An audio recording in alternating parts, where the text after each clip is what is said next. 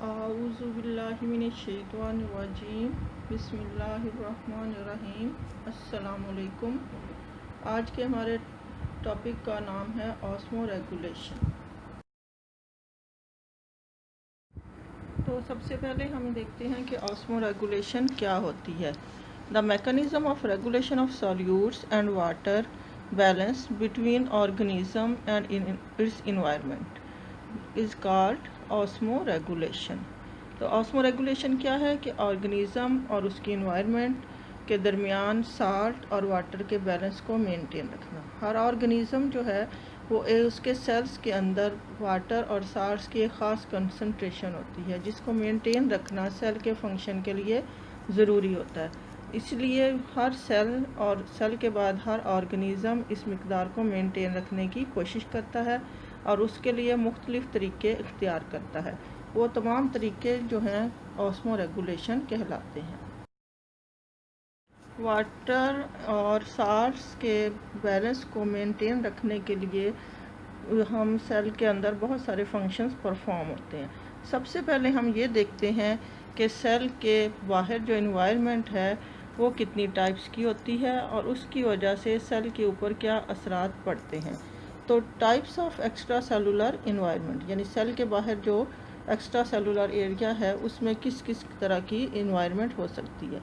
तो वो 3 टाइप्स की इन्वायरमेंट होती है। नंबर 1 हाइपोटोनिक इन्वायरमेंट, जिसमें क्या होता है कि सेल के बाहर वाला जो सॉल्यूशन है उसमें साल्ट्स की मिक़दार कम होती है और पानी की मिक़दार ज़्यादा होती है, जबकि सेल के अंदर जो है वो साल्ट्स की मिक़दार ज़्यादा और पानी की मिक़दार कम होती है। इसके क्या नतीजे होते हैं? इसके नतीजे में पानी जो है वो एंड ऑस्मोसिस करता है यानी सेल के अंदर दाखिल होना शुरू हो जाता है, जिसके नतीजे में प्लांट सेल जो है वो टर्जिड हो जाता है और एनिमल सेल जो है वो भी टर्जिड हो जाता है। लेकिन प्लांट सेल के बाहर चूँकि सेल वॉल मौजूद होती है तो वो फटता नहीं, लेकिन एनिमल सेल के बाहर सेल वॉल मौजूद नहीं होती, इस वजह से उसके फटने का ख़तरा होता है। तो इस इन्वायरमेंट को कहते हैं हाइपोटोनिक इन्वायरमेंट। दूसरी इन्वायरमेंट जो है वो हाइपरटोनिक इन्वायरमेंट कहलाती है। इसमें पहली इन्वायरमेंट के उल्ट सिस्टम होता है, जिसमें सेल के अंदर जो है वो पानी की मिक़दार ज़्यादा होती है बानिस्बत बाहर वाली इन्वायरमेंट के, और साल्ट्स की मिक़दार जो है सेल के अंदर कम होती है और बाहर ज़्यादा होती है, जिसके नतीजे में पानी जो है वो सेल से बाहर जाना शुरू हो जाता है। इसको कहते हैं एक्स ऑस्मोसिस। इसके नतीजे में सेल जो है उसका साइज़ छोटा होना शुरू हो जाता है, वो श्रिंक कर जाता है और इस प्रोसेस को कहते हैं प्लाज्मोलाइसिस।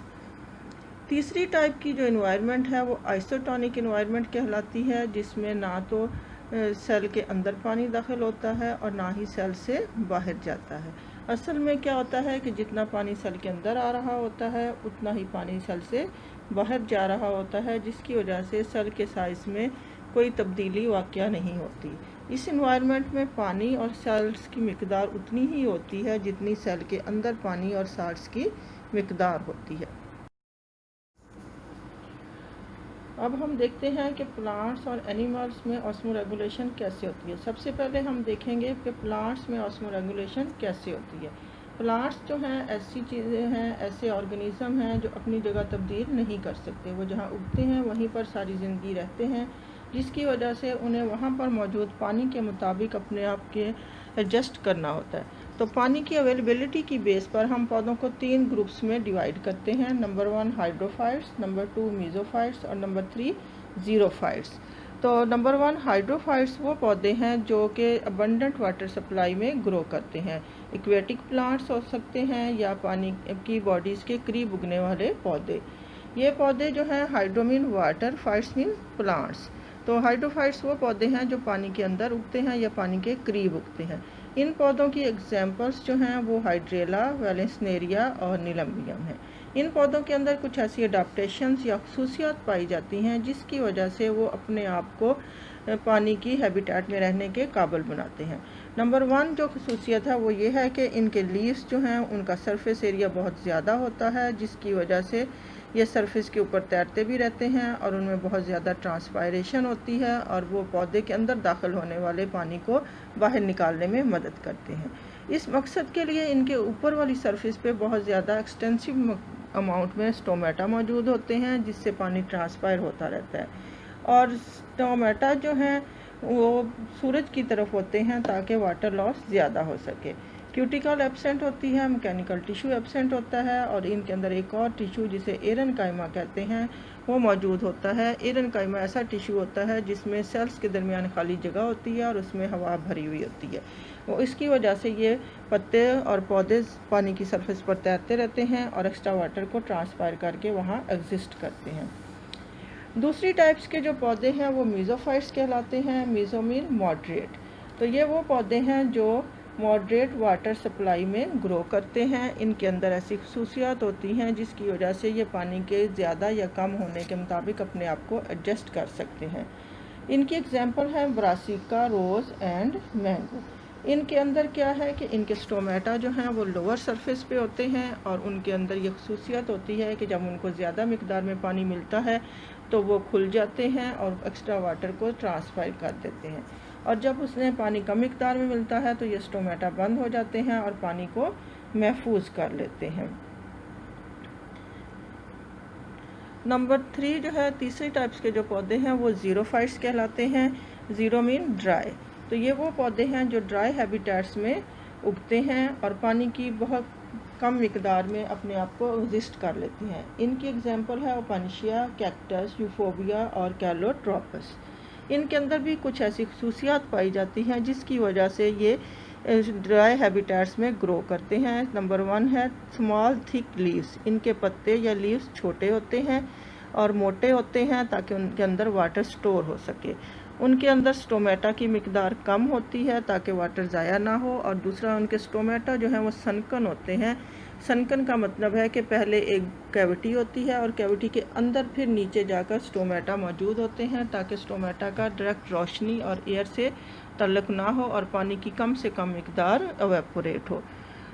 आगे जो खसूसियत है वो ये है कि क्यूटिकल, पत्तों के ऊपर मोटी क्यूटिकल की वैक्स की लेयर होती है जिसकी वजह से पानी पत्तों की सरफेस से डायरेक्ट ट्रांसफायर होकर ज़ाया नहीं होता। और एक मेन जो खसूसियत है कि इनके स्टेम और लीव्स के अंदर पानी स्टोर करने की गुंजाइश होती है। इस वजह से ये ड्राई कंडीशन में वाटर के कमी के साथ ज़िंदा रह सकते हैं। अब आगे हम देखते हैं कि एनिमल्स में ऑस्मोरेगुलेशन कैसे होती है। तो एनिमल्स जो हैं उनके अंदर भी ऑस्मोरेगुलेशन होती है क्योंकि उनके अंदर ज़्यादा ज़रूरी है वाटर और सॉल्यूट्स का बैलेंस रखना, क्योंकि उनकी बॉडी जो है वो नेट वाटर गेन और लॉस को बर्दाश्त नहीं कर सकती, और ना ही उनके अंदर जो है वो लीव्स होते हैं जिससे वो वाटर को लॉस कर सकें।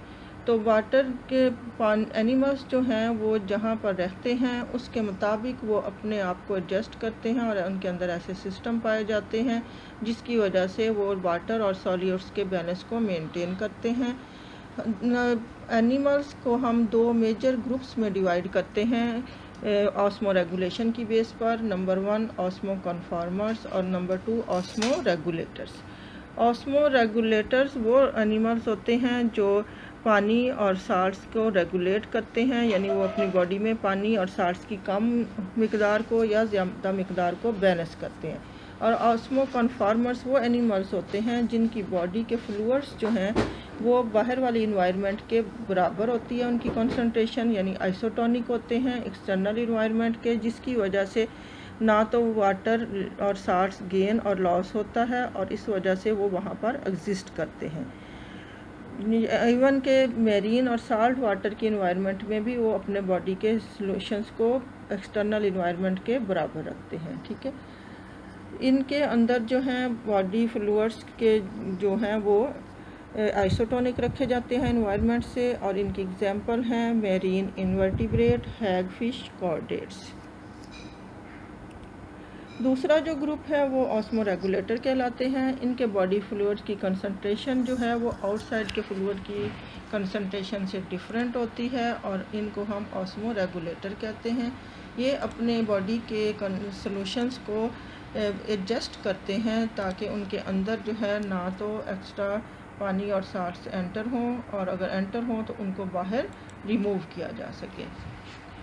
These animals need to adjust their internal osmotic state actively. These animals regulate internal state by discharging excess water or excess salts in the according to the external environment.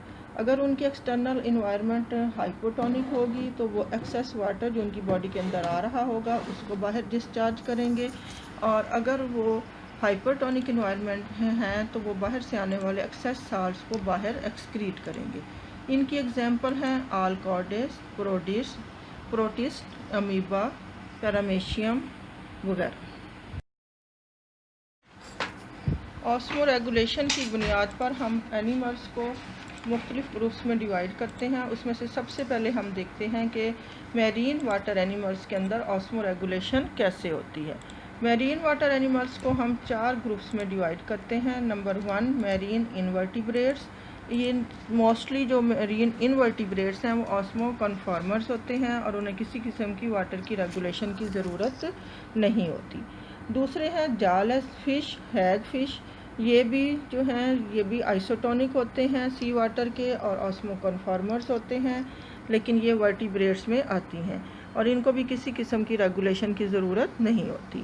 Third जो group है cartilaginous fish, ये जो हैं ये इनके अंदर जो है वो लोअर इंटरनल साल्ट कंसनट्रेशन रखी जाती है than that of the sea water, और इसके लिए ये मुख्तलिफ तरीके इख्तियार करती हैं।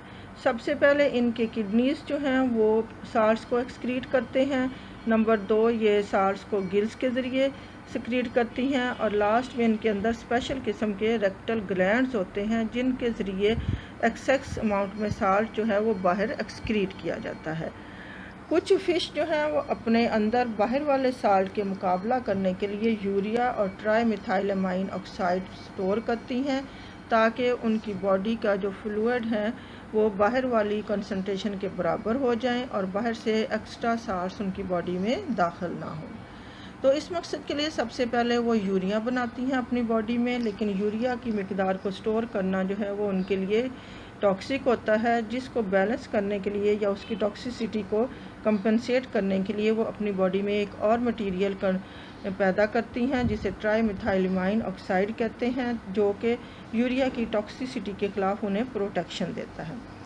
जो लास्ट ग्रुप है मैरीन एनिमल्स का वो है bony fish. Bony fish are the descendant of fresh water ancestor but later became marine. ये पहले जो है फ्रेश वाटर में पैदा हुई थी, लेकिन बाद में इन्होंने अपने आप को मैरीन हैबिटेट में रहने के काबिल बना लिया मुख्तलिफ एवोल्यूशनरी चेंजेस के ज़रिए। तो इनकी बॉडी जो है वो पानी जो है वो अपनी हाइपोटोनिक बॉडी फ्लूइड से बाहर हाइपोटोनिक इन्वायरमेंट में एक्सक्रीट करती रहती हैं, जिसकी वजह से इन्हें पानी को अपने अंदर मेंटेन करने के लिए ज़्यादा मिकदार में पानी पीना पड़ता है।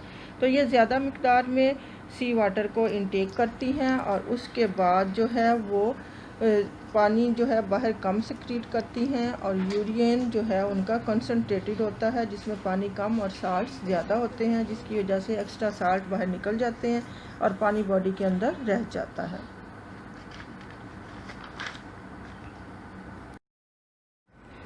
नेक्स्ट जो है वो है टॉपिक हमारा osmo regulation in fresh water animals. Fresh water animals are constantly facing the osmotic flooding of body fluids and loss of salts. They need to avoid salt loss and they avoid and osmosis in flooding of water. तो उनको 2 मसाइल का सामना होता है। एक ये कि उनकी बॉडी के अंदर बाहर से मुसलसल पानी अंदर दाखिल हो रहा होता है जिसे उन्हें रोकना होता है या बैलेंस करना होता है, और दूसरा ये कि उनकी बॉडी के अंदर जो साल्ट्स होते हैं उनको उन्होंने ज़ाया होने से बचाना होता है। तो उनके आगे फिर 2 ग्रुप्स होते हैं। नंबर 1 फ्रेश वाटर प्रोटोजोआ, इसमें अमीबा, पैरामेशियम वगैरह आते हैं। इनके अंदर एक ख़ास किस्म के वैक्यूल्स होते हैं जिन्हें कंट्रैक्टाइल वैक्यूल्स कहते हैं। कंट्रैक्टाइल का मतलब सिकुड़ने और फैलने वाले। यह वैक्यूल अपने अंदर एक्सेस वाटर को इकट्ठा कर लेते हैं और उसके बाद ब्रस्ट होकर इनको एक्स्ट्रा वाटर को बाहर निकाल देते हैं। तो इनके अंदर जो एक्स्ट्रा पानी आता है उस पानी को कंट्रैक्टाइल वैक्यूल्स के ज़रिए बॉडी से बाहर निकाल दिया जाता है। दूसरी जो फ्रेश वाटर एनिमल्स हैं जिसमें फ़िश वगैरह शामिल हैं, उनके अंदर जो है वो वाटर उसी तरह से ज़्यादा मिकदार में दाखिल होता है तो वो large volume of dilute urine पैदा करती हैं। उनके यूरिन में पानी की मिकदार ज़्यादा होती है और साल्ट्स की मिकदार ना होने के बराबर होती है, जिसकी वजह से वो साल्ट्स को अपने अंदर स्टोर करती हैं और पानी को निकाल देती हैं। दूसरा जो है वो क्या करती हैं कि वो अपने गिल्स और स्किन के ज़रिए पानी में से साल्ट को एब्जॉर्ब कर लेती हैं। तीसरा काम वो क्या करती हैं कि वो ऐसा फूड प्रेफर करती हैं जिसके अंदर साल्ट मौजूद होता है।